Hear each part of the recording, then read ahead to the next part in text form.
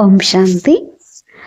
యాక్చువల్గా మనకి సూరజ్ అన్నయ్య చెప్తున్నారు, ఉదయం లెగిసిన తర్వాత మన 10 నిమిషాలు ఎలా ఉండాలి. సో మనం చేయాల్సిన అభ్యాసం ఏంటి, ఆ టైంలో సబ్ కాన్షియస్ మైండ్ ఎట్లా ఉంటుంది, దీని గురించి అన్నయ్య చాలా చక్కగా చెప్పారు. వినేద్దామా? ఉదయం మనం నిద్ర లేచినప్పుడు మన మనస్సు చాలా ప్రశాంతంగా ఉంటుంది. దీనినే కాన్షియస్ మైండ్ ఈజ్ సైలెంట్, చేతన మనసు నిశ్శబ్దంగా ఉంది అని అంటారు. అప్పుడు sub conscious mind easy active, అంటే ఈజీ యాక్టివ్ మేల్కొని ఉంటుంది. నిద్ర లేచిన మొదటి 10 నిమిషాల వరకు మన యొక్క సబ్ కాన్షియస్ మైండ్ మేల్కొని ఉంటుంది.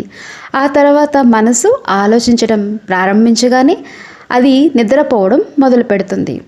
కాబట్టి ప్రతిరోజు ఉదయం మొదటి 10 నిమిషాలు ప్రతి మనిషికి భగవంతుని ఆశీర్వాదం ఒక వరం లాంటివి.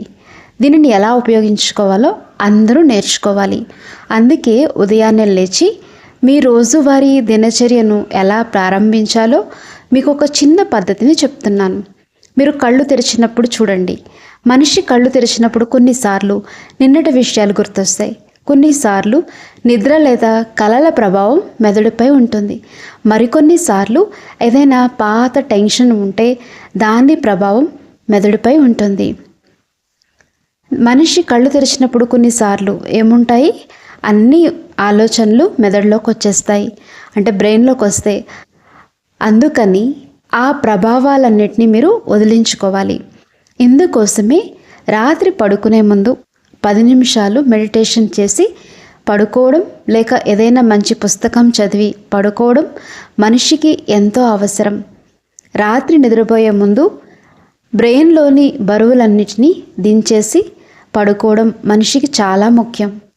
బరువులు దించేసి పడుకుంటారా, లేక ఆ బరువులను మోస్తూ పడుకుంటారా చెప్పండి. దించేసి పడుకోవడమే మంచిది కదా. అలా చేస్తేనే ఈరోజు బరువు రేపటికి, రేపటి బరువు ఎల్లుండికి రెట్టింపు అవ్వకుండా ఉంటుంది. ప్రస్తుతం అందరితో ఇదే జరుగుతుంది. గత 10 రోజులుగా లేక గత 10 నెలలుగా మీరు మిమ్మల్ని ఒకసారి పరీక్షించుకుంటే మీ మనస్సుపై ఎన్ని బరువులు పెట్టుకున్నారో తెలుస్తుంది. అవన్నీ ఇక్కడే పేరుకుపోయి ఒత్తిడిని కలిగిస్తున్నాయి. కాబట్టి వాటిని దించేసి పడుకోవడం మంచిది. ఆ ఒత్తిడిని దించేసి పడుకుంటూ ఉండండి. ఎలా దించుతారు? టీవీ చూస్తూ పడుకుంటారా? కాదు. కంప్యూటర్లో ఆఫీస్ పనిలో ఈరోజు మిగిలిపోయిన భాగాన్ని పూర్తి చేసి పడుకుంటారా? అది కూడా తప్పే. కొత్త ఆలోచనలు, కొత్త శక్తితో మీరు విశ్రాంతి తీసుకోవాలి. నేను మీకు ఒక చిన్న పద్ధతిని చెప్తాను. ఈ రోజు నుండి మీరు అది చేయండి. God is my father and he is all my good friend. ఈ ఆల్సో మై గుడ్ ఫ్రెండ్. భగవంతుడు నా తండ్రి మరియు ఆయన నా మంచి స్నేహితుడు కూడా. ఈరోజు బాబాతో ఒక కొత్త బంధాన్ని జోడించండి, ముడిపడండి. మీరు ఇక్కడి నుండి వెళ్ళినప్పుడు అందరూ మిమ్మల్ని అడుగుతారు, ఎక్కడికి వెళ్ళారు, ఏం తెచ్చారు అని. అప్పుడు మీ దగ్గర ఒక అందమైన అనుభవం, ఒక చక్కని సమాధానం ఉండాలి. మేము పరమాత్ముడితో ముడిపడ్డాము, అనుసంధానమయ్యాము, ఆ బంధాన్ని జోడించుకుని ఇక్కడికి వచ్చాము అని. So he is my supreme father and అంటే నా ఫ్రెండ్ కూడా. ఆయన నా పరంపిత పరమాత్మ తండ్రి మరియు నా దైవిక స్నేహితుడు. ఆయన నా ఖుదా దోస్త్, దైవీ స్నేహితుడు. చెప్పండి, ఈ బంధం మీకు సమ్మతమేనా? ఒకసారి ఆలోచించండి. ఒకవేళ భగవంతుడే మనకి స్నేహితుడు అయితే ఇక మనకు ఇంకేం కావాలి? ఆయన అలా అవ్వగలరా? లేక ఇదంతా కేవలం ఒక ఊహ మాత్రమేనా? చెప్పండి. ఆయన అర్జునుడికి ఫ్రెండ్ అవ్వగలిగితే, పాండవులకి మార్గదర్శి అవ్వగలిగితే మనకు కూడా అవ్వగలరు. మీరన్నది నిజమే. ఈ రోజుల్లో ఎవరు నిజమైన స్నేహితులు కాలేరు, కేవలం భగవంతుడు మాత్రమే కాగలరు.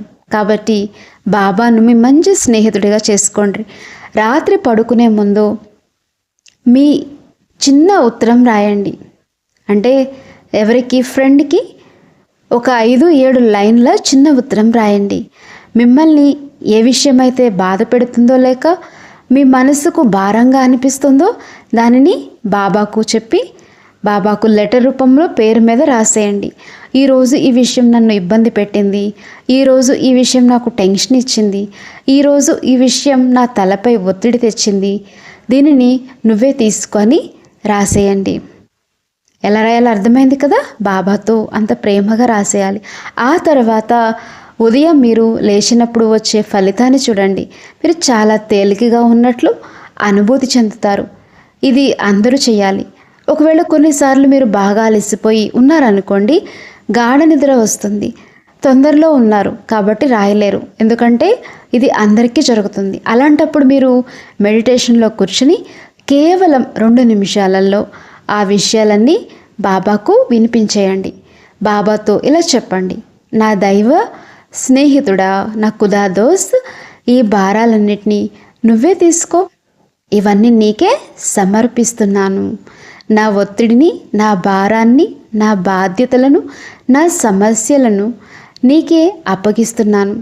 దయచేసి వీటిని తీసుకుని నన్ను వీటి నుండి ముక్తుణ్ణి చెయ్యి. ఇలా 2 పద్ధతులు ఉన్నాయి, రాయడం లేక చెప్పడం. రాయడం చాలా మంచిది, అదొక మానసిక చికిత్స, సైకాలజికల్ ట్రీట్మెంట్ లాంటిది. మనం రాసినప్పుడు మనసు దానంతట అదే తేలికైపోతుంది. అందుకని సమస్య ఎలాంటిదైనా, ఏ విషయమైనా మిమ్మల్ని బాధ పెడుతూ ఉంటే చెప్పండి. ఈ పని చేస్తారా, మనసు తేలికవుతుంది కదా. ఎస్, నేను మీకు ప్రాక్టికల్గా చేయిస్తానని చెప్పాను. ఈ రోజు నుండి ఇది చెయ్యాలి. మీరు ఇక్కడి నుండి వెళ్ళినప్పుడు మీ జీవన శైలి పూర్తిగా మారిపోతుంది. మీరు ఇక్కడ 3-4 రోజులు సమయం గడపడం వల్ల కలిగే అసలైన ప్రయోజనం ఇదే. ఎంతోమంది యాత్రల కోసం ఎక్కడెక్కడికో వెళ్తూ ఉంటారు, మీరు కూడా వెళ్తూ ఉంటారు. కానీ ఇక్కడి యాత్ర మీ జీవితానికి ఎంతో కళ్యాణకారిగా మారుతుంది. కాబట్టి రాత్రిపూట మనసును తేలికగా చేసుకుని పడుకోండి. ఉదయం నిద్ర లేవగానే మొదటి సంకల్పం ఇది చేయాలి. Oh my good friend Shri Baba నమస్తే, గుడ్ మార్నింగ్ అని చెప్పండి. ఏమని చెప్పాలి? ఉదయం నిద్ర లేవగానే ఇలా చెప్పండి.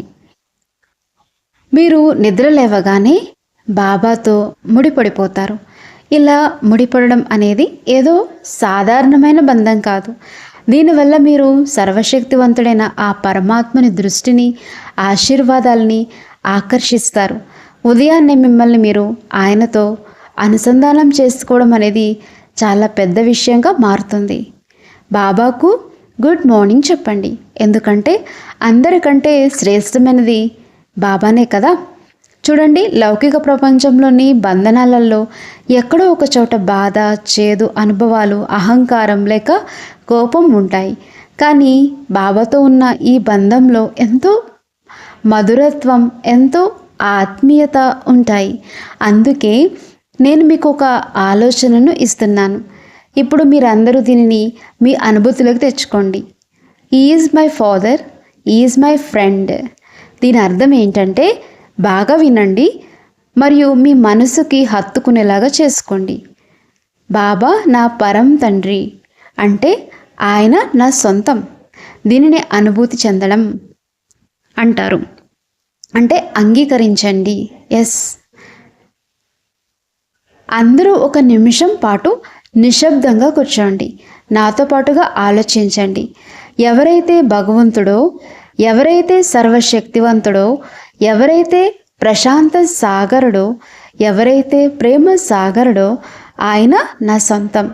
ఆయన నా మంచి స్నేహితుడు, నా దైవీ స్నేహితుడు, ఖుదా దోస్త్, అంత మంచి గుడ్ ఫ్రెండ్. బాబా నా కోసమే ఉన్నారు. ఇదొక ఎంతో అందమైన ఆలోచన. దీనినే మీ యొక్క సబ్ కాన్షియస్ మైండ్లో నింపుకోండి. బాబా నా కోసమే ఉన్నారు. All the time he is ready to help me. ప్రతి క్షణం ఆయన నాకు సహయోగం చేయడానికి సిద్ధంగా ఉన్నారు. ఆయనకి ఉన్నదంతా నాదే, బాబాకు ఉన్నదంతా నాదే.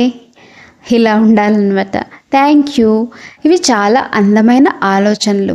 వీటి ద్వారా మనం బాబాకు ఎంతో సమీపంగా వచ్చేస్తాం. ఉదయం లేవగానే బాబాకు గుడ్ మార్నింగ్ చెప్పాలి, ఎందుకంటే బాబా నా సొంతం. ఆ తర్వాత మీరు ఒక చక్కని అనుభూతితో ఈ సంకల్పం చేయండి. ఓ శివబాబా, మీరు నాకు అన్నీ ఇచ్చారు, మీకు చాలా చాలా కృతజ్ఞతలు. నిజాయితీ గల మనస్సుతో కృతజ్ఞతలు చెప్పాలి. అంతేకాని నాకు అది ఇవ్వలేదు, ఇది ఇవ్వలేదు అని కంప్లైంట్స్ చేయకూడదు.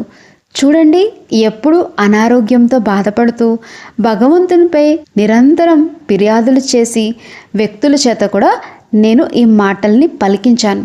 వారు ఎప్పుడు నెగిటివ్గా ఉంటూ నాకు ఈ అనారోగ్యం ఉంది, ఆ అనారోగ్యం ఉంది, నువ్వు నాకు సహాయం చేయడం లేదు, నన్ను నయం చేయడం లేదు, నా రాత ఇంతే అని అంటూ ఉంటారు. నేను వారికి ఒకటే నేర్పించాను. ఉదయాన్నే లేచి బాబాకు గుడ్ మార్నింగ్ చెప్పి ఇలా అనండి, మీరు నాకు ఆరోగ్యకరమైన శరీరాన్ని ఇచ్చారు, మీకు చాలా చాలా కృతజ్ఞతలు. ఇలా ప్రశాంతమైన మనసుతో అనమన్నాను. ఇలా ప్రశాంతమైన మనసుతో అన్నారు వాళ్ళు. కేవలం 3 నెలల్లోనే ఆ వ్యక్తులు పూర్తిగా నయమైపోయారు, బాగుపడ్డారు.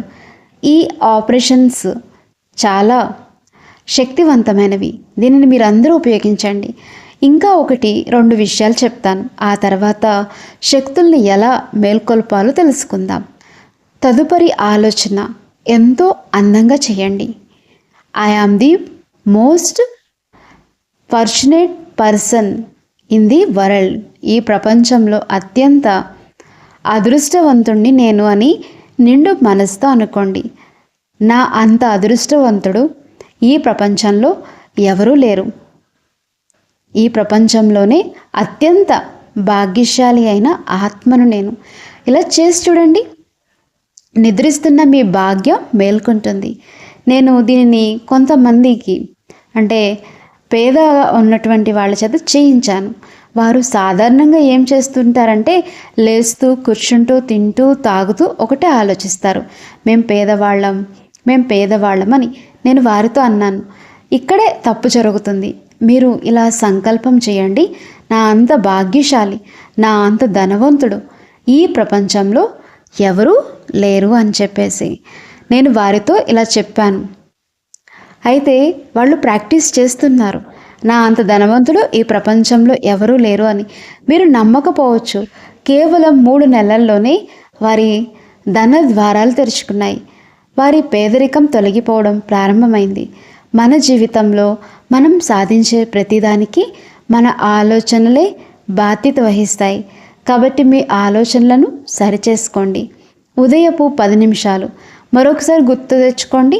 ఉదయపు ఆ 10 నిమిషాలు మన సబ్కాన్షియస్ మేల్కొని ఉంటుంది. అది ఎంతో శక్తివంతమైనది. ఎందుకు అంత శక్తివంతమైనది అంటే మన సర్వశక్తులలో 90% శక్తులు మన సబ్కాన్షియస్ మైండ్లోనే ఉన్నాయి. అందువలనే సబ్కాన్షియస్ మైండ్ అత్యంత శక్తివంతమైనది. ఉదయాన్నే మనం ఎలాంటి ఆలోచనలు చేస్తామో అదే మనకు లభిస్తుంది. ఇప్పుడు నిద్రిస్తున్న మన శక్తుల్ని మేల్కొల్పాలి. ఇక్కడ ఎవరు నిద్రపోవడం లేదు కదా, అందరూ మేల్కొనే ఉన్నారు కదా. లేదంటే శక్తులు అంటాయి, నువ్వే నిద్రపోతుంటే నేను ఎలా మేల్కొనాలి అని. అందరూ మేల్కొనే ఉన్నారు కదా, నేను ఊరికే అలా అన్నాను అనేసి. నేను మాస్టర్ సర్వశక్తివంతుణ్ణి. ఇలా 7 సార్లు ఈ సంకల్పం చేయండి. అప్పుడు శక్తులు మేల్కొంటాయి. ఆ శక్తుల్ని మేల్కొల్పిన తర్వాత మీరు జీవితంలో ఏదైతే సాధించాలనుకుంటున్నారో ఆ సంకల్పాన్ని చేయండి. నేను దీనిపై చాలా చోట్ల ప్రయోగాలు చేయించాను. అందులో నాకు గుర్తొస్తున్న కొన్ని విషయాల్ని మీకు వినిపిస్తాను. కొందరికి జీవితంలో సక్సెస్ లభించదు, కానీ మనిషికి విజయం ప్రతిరోజు కావాలి, చాలాసార్లు కావాలి. మేము వారి చేత ఈ విధంగా అభ్యాసం చేయించాను. నేను మాస్టర్ ఆల్మైటీని మరియు విజయం నా జన్మ హక్కు.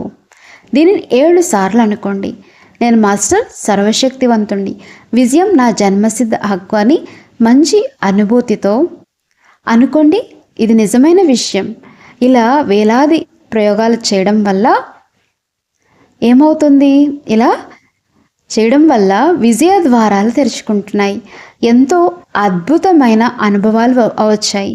అనారోగ్యంతో ఉన్న వారిపై కూడా ఈ ప్రయోగాలు చేయించాము. అయితే మొదట మీ శక్తుల్ని మీరు మేల్కొల్పాలి. నేను 12వ తరగతి చదివే చాలామంది విద్యార్థులకు కూడా ఇది నేర్పించాను. వారు దీన్ని ఆచరించారు. మీరు కూడా మీ పిల్లల చేత ఈ ప్రయోగం చేయించండి. వారు పడుకునే గదిలో ఎదురుగా ఉన్న గోడపై ఒక కాగితాన్ని అంటించి దానిపై వారి జీవితంలో ఏం సాధించాలనుకుంటున్నారో అది రాయించండి.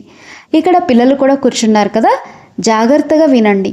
నేను బుద్ధివంతుణ్ణి, మాస్టర్ సర్వశక్తివంతుణ్ణి, నాకు ఇన్ని మార్కులు వస్తాయి అని రాసుకోండి.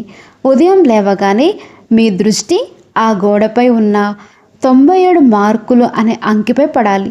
అప్పుడు ఖచ్చితంగా అన్ని మార్కులే వస్తాయి. ఇది చాలా పెద్ద టెక్నిక్. అందుకని ఎంత పెద్ద టెక్నిక్ ఉందో చూసారా? ఇది చాలా పెద్ద టెక్నిక్. ఇంటర్వ్యూలు ఇచ్చే వారి చేత కూడా నేను ఈ ప్రయోగాలు చేయించాను. నేను మాస్టర్ ఆల్మైటీని, విజయం నా జన్మసిద్ధ హక్కు. ప్రతిరోజు ఉదయం లేవగానే 7 సార్లు ఇలా అనుకో మరియు పూర్తి ఆత్మవిశ్వాసంతో ఉండండి. I am selected, I am selected. నేను ఎంపికయ్యాను. ఈ ఆలోచన చేయగానే సెలెక్షన్ ఫటాఫట్ అయిపోతుంది. కాబట్టి జీవితంలోని ప్రతి రంగంలో ఎక్కడ విజయం కావాలన్నా విజయం లభిస్తుంది. నేను డాక్టర్ల చేత కూడా ఈ ప్రయోగాలు చేయించాను. ఎవరి కేసెస్ అయితే పాడైపోతున్నాయో అటువంటి సర్జన్ల చేత, కోర్టు కేసులు నడుస్తున్న వారి చేత, అలాగే వ్యాపారాలు దెబ్బతిన్న వారి చేత కూడా చేయించాను. చాలామంది బంగారు వ్యాపారులు విషయంలో ఏం జరిగిందంటే వారి షాపులకి కస్టమర్లే రావడం లేదు. ఒకప్పుడు చాలా బాగా నడిచేది, కానీ ఇప్పుడు కస్టమర్ రావడం లేదు. రోజంతా ఒకరు కూడా రావడం లేదు. ఏమైందో అర్థం కావడం లేదు. మేము వారికి ఒకటే నేర్పించాం. ఉదయం లేవగానే ఇది చెయ్యండి, షాప్ తెరిచినప్పుడు ఇది చెయ్యండి అని. కేవలం 2-3 రోజుల్లోనే పరిస్థితి మారిపోతుంది. కాబట్టి ఉదయాన్నే మనం చేసే ఈ సంకల్పంలో చాలా పెద్ద శక్తి ఉంది. మీరు వీటిని ప్రతిరోజు ఉపయోగించుకోండి.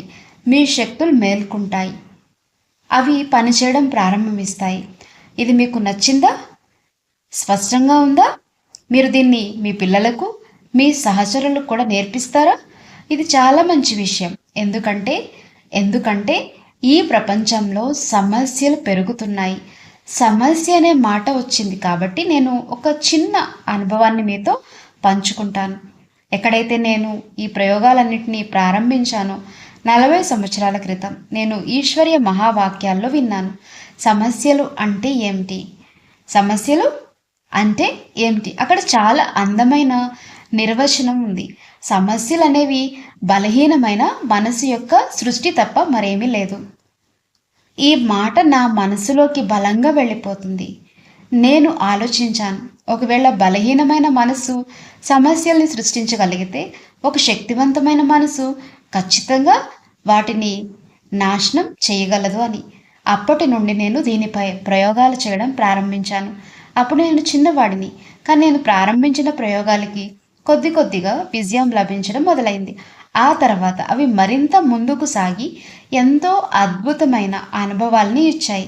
మీరందరూ కూడా ఈ అద్భుతమైన అభ్యాసాన్ని చేయండి.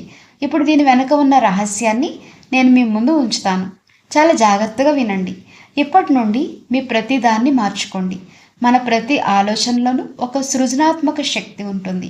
దయచేసి దీన్ని నోట్ చేసుకోండి. ఇక్కడేమి చిన్న విషయం చెప్పడం లేదు. ఇక్కడేమి చిన్న విషయం చెప్పట్లేదు. మన ప్రతి ఆలోచన ఒక శక్తిని ఉత్పత్తి చేస్తుంది. ముందుకు వెళ్లే ముందు నేను ఇక్కడ ఒక ముఖ్యమైన విషయం చెప్పాలనుకుంటున్నాను. కొంతమంది ఈ సమస్యతో చాలా బాధపడుతున్నారు. ముఖ్యంగా చిన్న వయసు అమ్మాయిలు దీనివల్ల ఎక్కువగా ఇబ్బంది పడుతున్నారు. మనసుని చాలా సున్నితంగా మార్చేసుకున్నారు. ప్రతి చిన్న విషయాన్ని మనసులో పెట్టేసుకుంటారు, ఫీల్ అవుతారు. వాళ్ళలో చెడు భావాలు చాలా ఎక్కువగా ఉంటాయి. చాలా త్వరగా మూడ్ ఆఫ్ అయిపోతున్నారు. మీరు ఒక విషయం గుర్తుంచుకోవాలి. ఒకవేళ మీకు కోపం వచ్చినా, ఒకవేళ మీరు నెగిటివ్గా మారినా, లేక మీరు చాలా సున్నితంగా ఉన్నా ఏం నష్టం జరుగుతుందంటే ఈ విశ్వం మొత్తంలో ఉన్న ప్రతికూల శక్తి ఏదైతే ఉందో అది మీలోకి ప్రవేశించడం ప్రారంభిస్తుంది. మీరు దానిని ఆకర్షించడం మొదలు పెడతారు. నిజానికి ఆ నెగటివ్ ఎనర్జీతో మీకు ఎలాంటి సంబంధం లేదు, కానీ అది మీలోని ఫటాఫట్ వచ్చేస్తుంది. దీనివల్ల ఎంత పెద్ద నష్టం జరుగుతుందో చూడండి. అదే ఒకవేళ మీరు పాజిటివ్గా ఉంటే, ఒకవేళ మీరు అత్యంత శ్రేష్టమైన ఆలోచనలలో ఉంటే, ఒకవేళ మీరు చాలా సంతోషంగా ఉంటే, మరియు మీరు చాలా సరళమైన జీవితాన్ని జీవిస్తూ ఉంటే, ఈ సృష్టి మొత్తంలో ఉన్న సకారాత్మక శక్తి అంతా మీలోకి రావడం ప్రారంభిస్తుంది. ఈ విషయంపై అందరూ ప్రత్యేకంగా శ్రద్ధ పెట్టండి. ప్రస్తుత రోజుల్లో మొబైల్ని విపరీతంగా ఉపయోగించడం వెనుక ఉన్న అసలు కారణం ఇది. మాతలు తమ చిన్న పిల్లల చేతికి మొబైల్ ఇచ్చేసి మమ్మల్ని మా పని చేసుకోనివ్వు, నువ్వు దీనితో ఆడుకో అంటారు. పిల్లలకు అది మంచి ఆట వస్తువు కదా, మాతలు కూడా చాలా సంతోషపడతారు. అబ్బా ఎంత బాగుంది, సైలెంట్గా అనుకుంటారు. సైంటిస్టులు కనిపెట్టిన ఈ మొబైల్ చాలా అద్భుతమైనది అని. కానీ దీనివల్ల ఏం జరుగుతుందో తెలుసా? ఇక్కడ కూర్చున్న మీరందరూ బాగా చదువుకున్న విద్యావంతులు. దీనివల్ల మెదడు ఏమైపోతుంది? బ్రెయిన్ ష్రింక్ అవుతుంది, అంటే కుచించుకుపోతుంది. పిల్లల మెదడు చాలా సున్నితంగా ఉంటుంది. ఒకవేళ ఆ యొక్క పిల్లవాడి చేతిలో అలా మొబైల్ పట్టుకుని, లేక రోజంతా కళ్ళ ఎదురుగా పెట్టుకుని కార్టూన్లు చూస్తున్నా, గేమ్స్ ఆడుతున్నా వాడి మెదడు కుచించుకుపోతుంది. ఇక్కడ కూర్చున్న పిల్లలు కూడా ఈ విషయంపై శ్రద్ధ పెట్టాలి. రాబోయే తరానికి మనం చాలా పెద్ద నష్టాన్ని చేకూరుస్తున్నాం. మనమే దీన్ని సృష్టించాము. చూడండి, విజ్ఞాన శాస్త్రం ఇచ్చిన వరాన్ని మనిషి శాపంగా మార్చేసుకున్నాడు. అచ్చా, ఓం శాంతి.